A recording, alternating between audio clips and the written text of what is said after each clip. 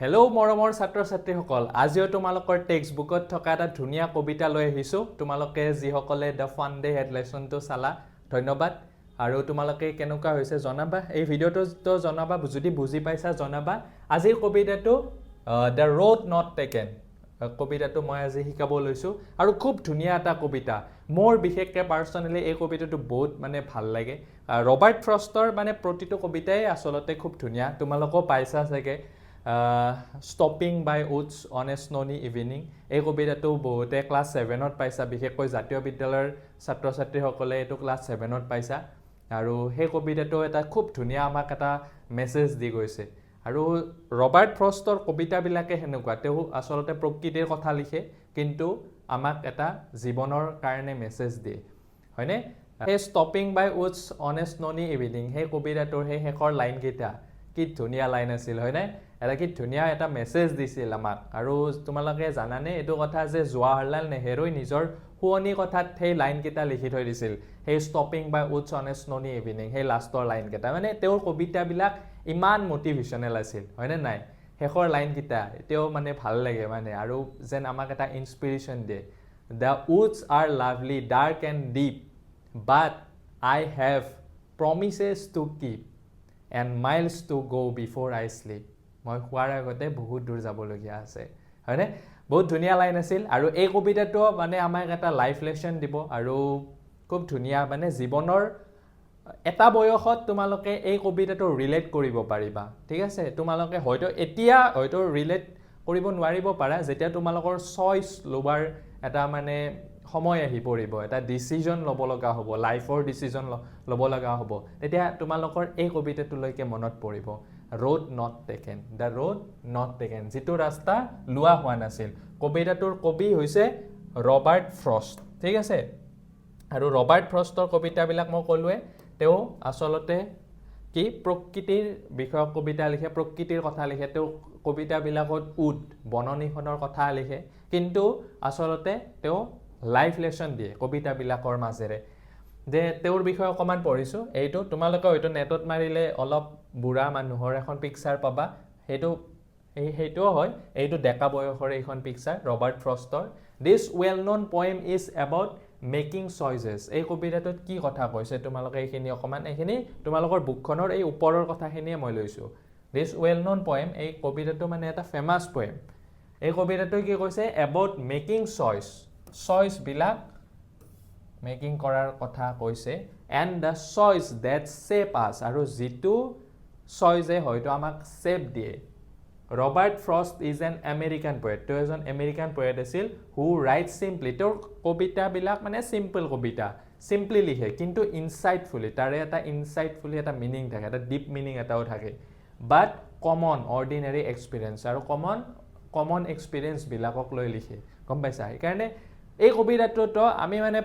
এই কবিতাটো কিয় ইমান ফেমাছ আমি প্ৰত্যেকে ৰিলেট কৰোঁ গম পাইছা ময়ো ৰিলেট কৰোঁ সেইকাৰণে মোৰো ভাল লাগে তোমালোকেও এটা বয়সত ৰিলেট কৰিবা যেতিয়া তোমালোকে HSLC এক্সাম দিবা যেতিয়া তোমালোকে চইচ কৰিব লগা হ'ব আৰ্টছ ল'ম নে ছায়েন্স ল'ম নে কমাৰ্চ ল'ম তেতিয়া হয়তো এই কবিতাটোৰ কথা মনত পেলাবা হয়নে আৰু সেইকাৰণে আৰু কবিতাটোত খুব ধুনীয়া এটা মেছেজ দিছে যে কিয় আমি কেনেকুৱা ধৰণৰ ডিচিজন ল'ব লাগে আৰু ডিচিজন লোৱাৰ ক্ষেত্ৰত কি কথা কমন থাকে সকলো মানুহৰে এতিয়া আমি কবিতাটোলৈকে যাওঁ the roads diverged in a yellow wood and sorry I could not travel both and be one traveller long I stood and look down one as far as I could to where it bent in the undergrowth মানে কি কৈছে কবিতাটোত two roads diverged দুটা roads diverged হৈ গৈছে diverse মানে কি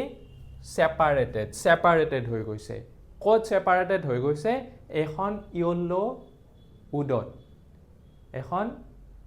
হালধীয়া হালধীয়া বুলি কিয় কৈছে কাৰণ তেতিয়া মানে অটম ছিজন হৈ আছিল শৰৎ ঋতুত মানে গছৰ পাতবিলাক পকিবলৈ আৰম্ভ কৰে গতিকে তেতিয়া মানে হালধীয়া হৈছে গতিকে এই তোমালোকে এইখন বননি বুলি ভাবি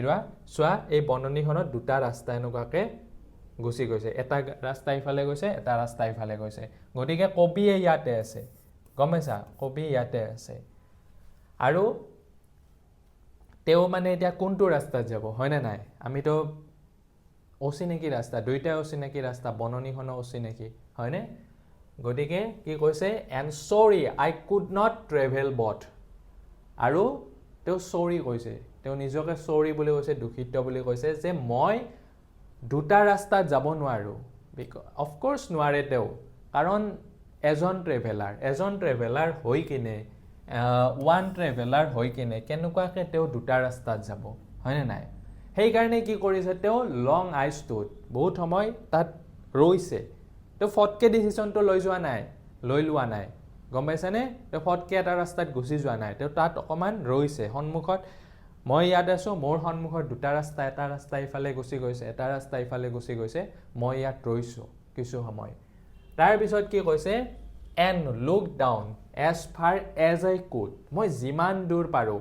as far as I could মানে মই যিমান দূৰ পাৰোঁ সিমান দূৰ চাই লৈছে তেওঁ যিমান দূৰ মানে চাব পাৰে ৰাস্তাটো কলৈ গৈছে অনুমান কৰি লৈছে এই ৰাস্তাটো কলৈ গৈছে এই ৰাস্তাটো কলৈ লৈছে ঠিক আছে and to where it bent the undergrowth কলৈকে চাইছে যেতিয়ালৈকে তেওঁ দেখা পাইছে যেতিয়ালৈকে আণ্ডাৰগ্ৰথ মানে যেতিয়া তোমাৰ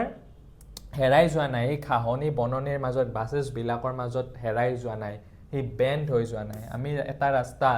বেণ্ড যেতিয়ালৈকে হৈ যোৱা নাই তেতিয়ালৈকে অলপ হ'লেও দেখা পাম হয়নে নাই গতিকে চাই লৈছে তেওঁ যিমান দূৰ পাৰে সিমান দূৰ চাই লৈছে গম পাইছা তাৰপিছত কি কৰিব চাবা দেন টুক দ্য আদাৰ জাষ্ট এজ ফেয়াৰ তাৰপিছত সেই আদাৰ এটা ৰাস্তা লৈছে গম পাইছা তাৰে যিকোনো এটা লৈছে জাষ্ট এজ ফেয়াৰ মানে কি good beautiful fair and handsome হয়নে ৱৰ্ডটো আমি পাইছোঁ ফেয়াৰ এণ্ড হেণ্ডচাম ধুনীয়া আৰু handsome and having perhaps the better claim আৰু সম্ভৱতঃ সেইটোৱে আটাইতকৈ বেটাৰ আছিল গম পাইছা যোনটো তেওঁ আটাইতকৈ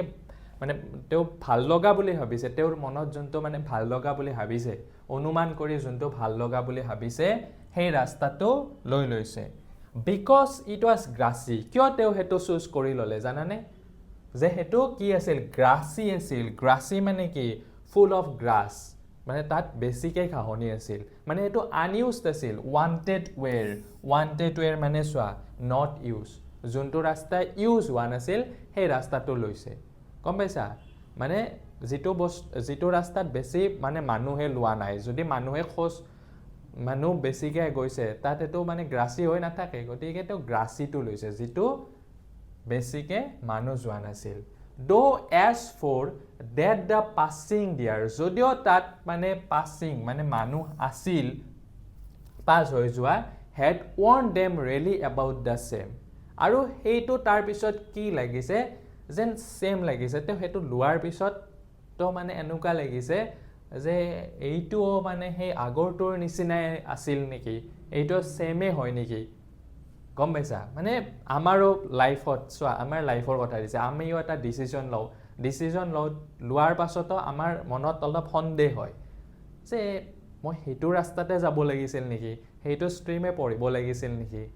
গম পাইছা মই কমাৰ্চে ল'ব লাগিছিল নেকি ছায়েন্স লৈ ভুল হ'ল নেকি বা মই আৰ্টছে ল'ব লাগিছিল নেকি কাৰণ সেইটো ইয়াতো দেখোন বহুত মানুহ গম পাইছা গতিকে সেই কথাটো কৈছে আচলতে আমাক এইটো লাইফৰ কথা কৈছে and both that morning equally lay in leaves আৰু সেই মৰ্নিঙত কি হৈছিল দুইটা ৰাস্তা যাই পোৱা নাছিল কিন্তু অকণমান যে অনুমান কৰি চাইছিল তাৰ পৰা মানে তেওঁ অনুমান কৰিছে যে equally lay in leaves মানে কি covered with leaves মানে গছৰ পাতেৰে পৰিপূৰ্ণ হৈ আছিল no step had trodden black trodden মানে কোৱা step মানে তাত কোনো ভৰিৰ ছাপ নাছিল I kept the first for another day তাৰপিছত তেওঁ কৈছে যে মই আনটো ৰাস্তা থৈ দিলোঁ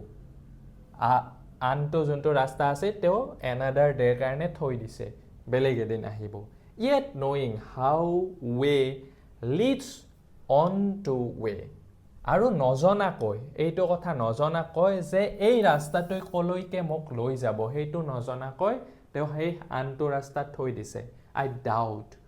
if I should ever come back আৰু মোৰ সন্দেহ হৈছিল মই ইয়াৰ পৰা ঘূৰি আহিব পাৰিমনে হয়নে নাই কাৰণ এই ৰাস্তাটো যে ল'লোঁ সেই ৰাস্তাটো লোৱাৰ পাছত সেই যে ৰাস্তা ল'লোঁ সেইটোৱে আকৌ এটা বেলেগ ৰাস্তা লৈ যাব হয়নে নাই আমাৰো লাইফত এনেকুৱা ডিচিশ্যন হ'ব যে এটা ডিচিশ্যন ল'লা তাৰপিছত তুমি ধৰি লোৱা ছায়েন্স পঢ়িলা হয়নে নাই ছায়েন্স পঢ়াৰ পাছত তুমি হয়তো আকৌ সেই ৰাস্তাটোৰে হয়তো ঘূৰি আহিব নোৱাৰিবও পাৰা তুমি তাতে 2 বছৰ পঢ়ি ভাবি লাভ নাই মই আৰ্টছ পঢ়িলে হ'ল নেকি কাৰণ তোমাৰ দেখোন ৱেষ্ট যাব লাইফৰ 2 বছৰ ৱেষ্ট যাব ছায়েন্সত পাছ কৰিলা হায়াৰ ছেকেণ্ডাৰী তাৰপিছত হয়তো তুমি এণ্ট্ৰেঞ্চ দিব লাগিব হয়তো তুমি BSc পঢ়িব লাগিব এনেকুৱা কথা হয়নে নাই যে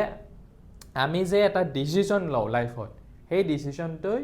আকৌ আন এটা ডিচিশ্যন আমাক লোৱাত মানে এটা ডিচিশ্যন এটা ৱে এটাত লৈ যোৱাত মানে অৰিহণা যোগায় গম পাইছা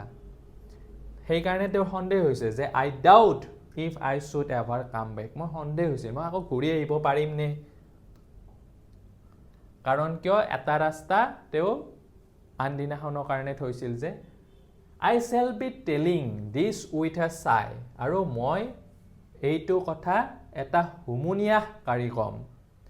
চাই মানে কি ডিপ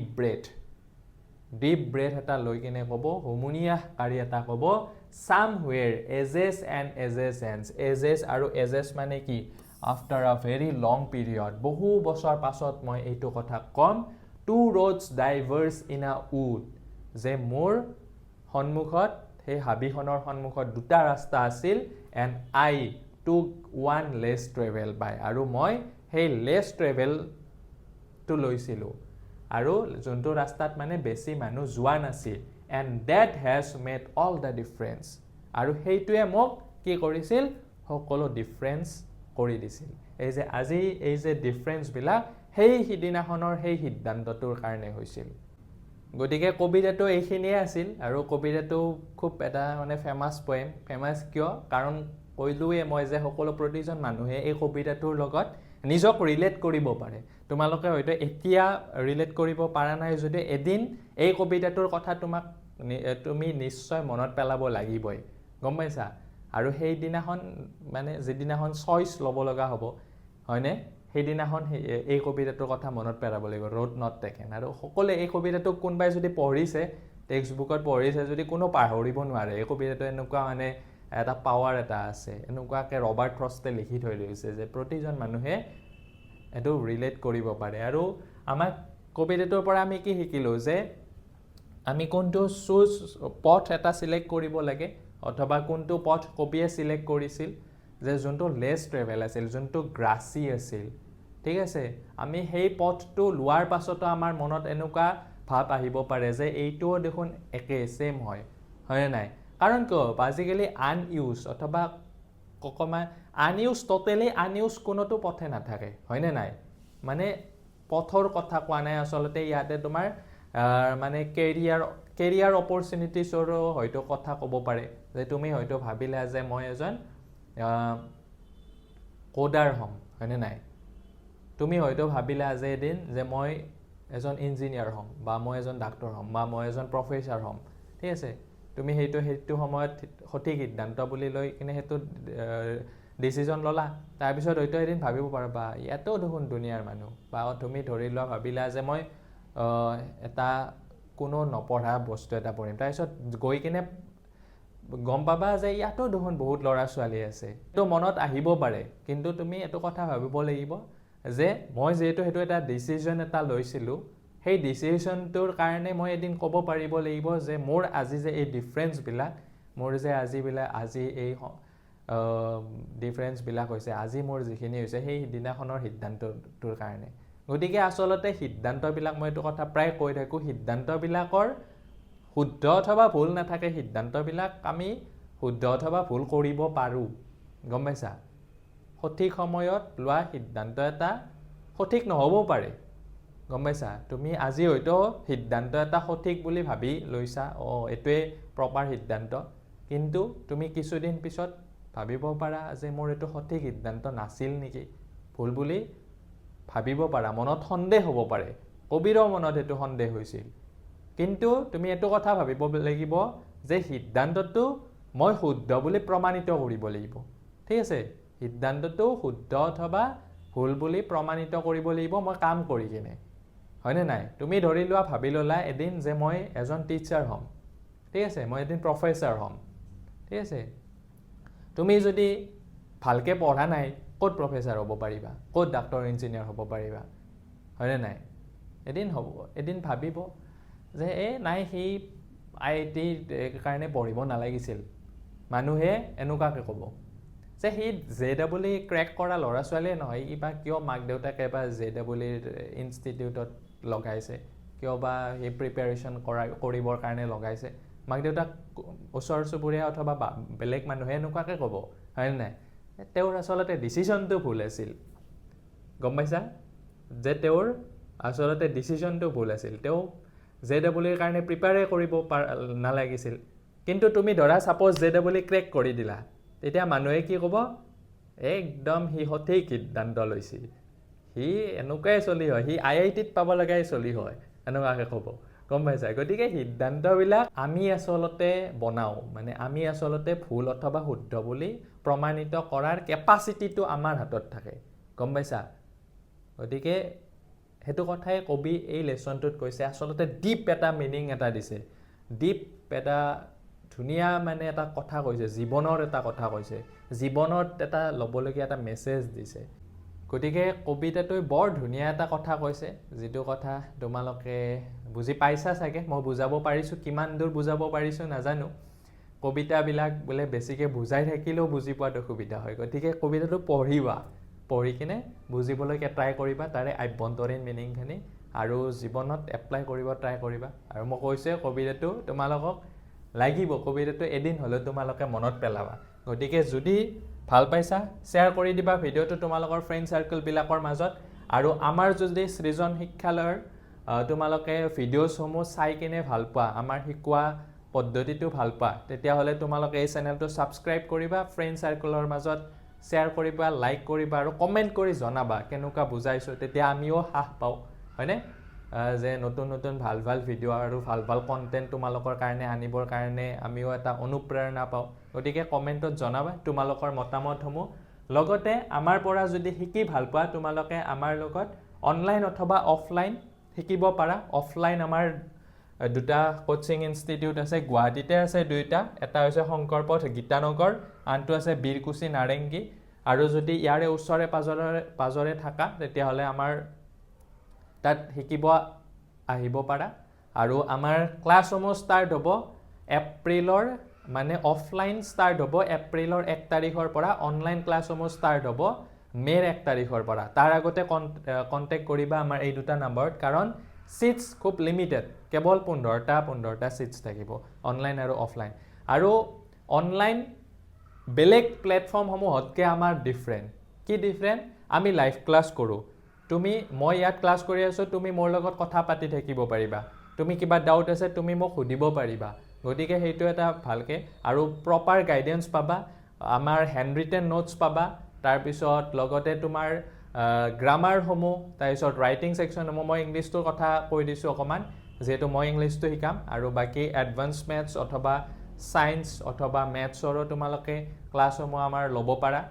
গতিকে যিকোনো ইয়াৰে এটা নম্বৰত কন্টাক্ট কৰিলে হ'ল অথবা মেছেজ দিলে হ'ল ইয়াতে সাবজেক্টসমূহ লিখা আছে আমি ইংলিশটো সাবজেক্ট কৰো এখিনি অফলাইনৰ কাৰণে লিখি থৈছো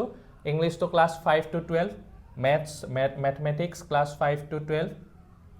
তাৰপিছত সায়েন্স ক্লাছ 9 and 10 কৰা হয় এডভান্স মেথছ ক্লাছ 9 and 10 আৰু সোশ্যাল সায়েন্স ক্লাছ 10 আৰু আমাৰ অনলাইন কেৱল মাত্ৰ ক্লাছ 9 10 আৰু 12 কৰা হয় গতিকে তোমালোকে ক্লাছ 12 অকল ইংলিশটো কৰা হয় আৰু মেথছটো কৰা হয় ইংলিশ আৰু মেথছটো কৰা হয় গতিকে তোমালোকে এইখিনি কথা তোমালোকে তো ক্লাছ 9 কিন্তু তোমালোকৰ যদি ঘৰৰ ওচৰে পাজৰে আছে শেয়াৰ কৰি দিব পাৰা যে মৃন্ময় ছাৰে খুব ধুনিয়া শিকায় বা সৃজন শিক্ষালয়ৰ ছাৰ কেজনে খুব ধুনিয়া শিকায় আমি ইয়াতে ক্লাছ কৰিম আৰু কেৱল তোমালোকে অনলাইন ক্লাছ খুব এটা মিনিমাম ফিজ এটাত আমি কৰো আৰু তোমালোকক কথা দিছো আমাৰ তাত ক্লাছ লোৱাৰ পিছত কোনো টিউশনৰ প্ৰয়োজন নহয় গম পাইছা মই কলো হ্যান্ড ৰিটেন নোটস পাবা গ্ৰামাৰ বুজাম লাইন বাই লাইন চেপ্টাৰ বুজাম তাৰ পিছত ৰাইটিংছ যি সমূহ আহে গোটেইখিনি শিকাম লগতে কনসেপ্ট বেস মানে ভিতৰৰ কোৱেশ্চনছ বিলাক কি হ'ব প্ৰিভিয়াছ ইয়াৰছ কি কোৱেশ্চন আহিছিল